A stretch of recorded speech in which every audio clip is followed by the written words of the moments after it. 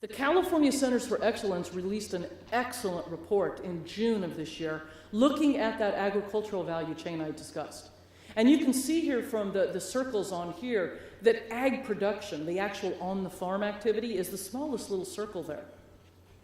Most of the jobs related to it currently are actually off the farm.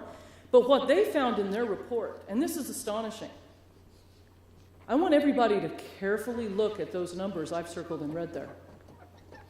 If we as a state pursue a value-added agriculture value chain strategy, within the next 5 years, we could produce over 181,000 jobs, averaging almost $24 an hour.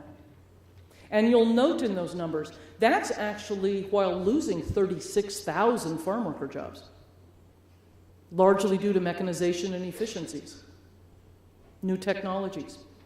181,000 jobs, averaging almost $24 an hour. Who in here wouldn't like to see that happen? And then those people go and spend money, and then they buy houses, and the economy starts moving again. Just to give you a sense of what we're doing to try to make that strategy, that vision happen, this is a slide I threw together for our value-added livestock region.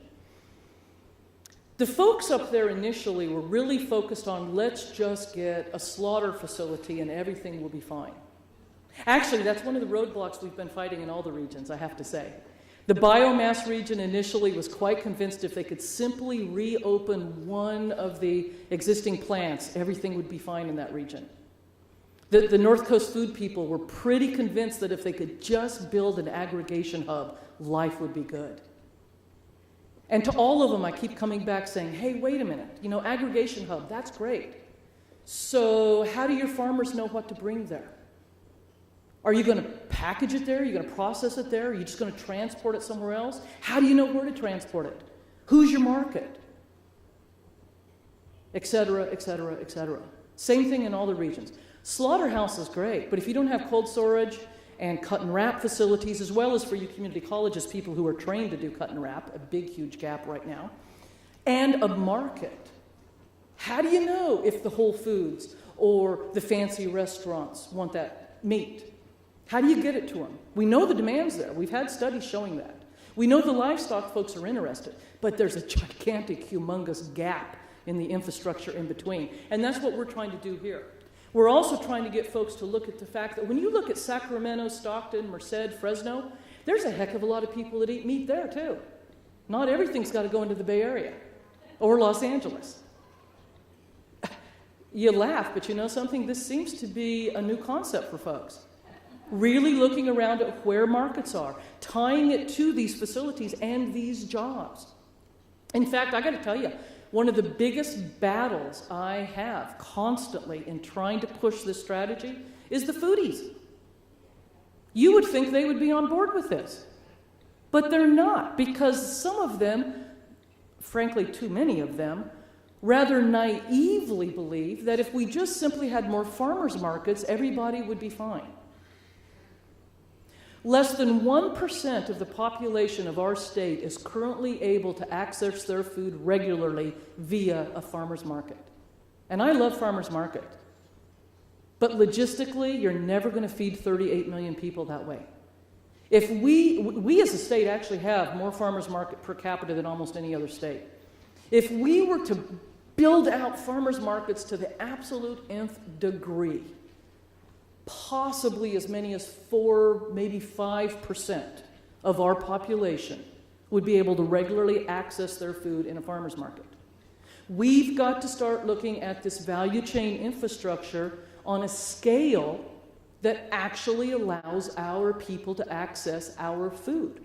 And we're not the only ones looking at this. This issue is important to urban areas. This isn't just an agricultural strategy. In fact, 77% of the economic activity from that strategy is going to be in our communities and our cities. We don't want those cut and wrap facilities and that cold storage in the middle of our farms. It's going to be in our communities. These are secondary and tertiary, high-paying, light manufacturing jobs we're talking about. Sacramento, SACOG, the Sacramento area governments gets it. In fact, probably almost as much or more than most of the state, I have to say. It's been fascinating to learn more this last year about their rural-urban connection strategy. And for those of you who aren't familiar with it, I strongly urge you to start looking into it. They are actually looking at the multipliers to be gotten from ag. They have went out and actually taken the time and the money to digitize every single parcel in their 6 counties for crops and cropping patterns, and tied that into databases of information on labor and transportation and markets and international trade and water and etc. So that they now can play what-if games on, okay, so what happens if Brazil decides to double their tomato crop? What's that going to do to that huge amount of tomato growers in that region? What's it going to do to the employees that work those, the truck drivers, the processors? What do we need to do to have an alternative? What crops might those farms plant? Do we have the infrastructure to handle that? Trying to get ahead of the game for a chance. I got to say, I'm very impressed with what SACOG's doing. It's something I'd like to see the rest of the state do, and other parts of the state are looking at that. And again, I want to emphasize, this isn't just food. The same type of opportunities up here, particularly in the Sierras with your forestry, is very possible.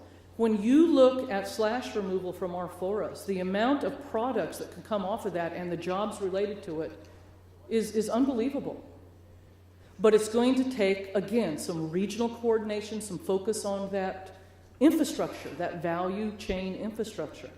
I'm pleased to say right now, one of the very exciting things happening up in the North Sierra biomass region is they're actually looking at a transportation network for several counties to facilitate some savings in transport related to biomass removal, which is one of the huge roadblocks.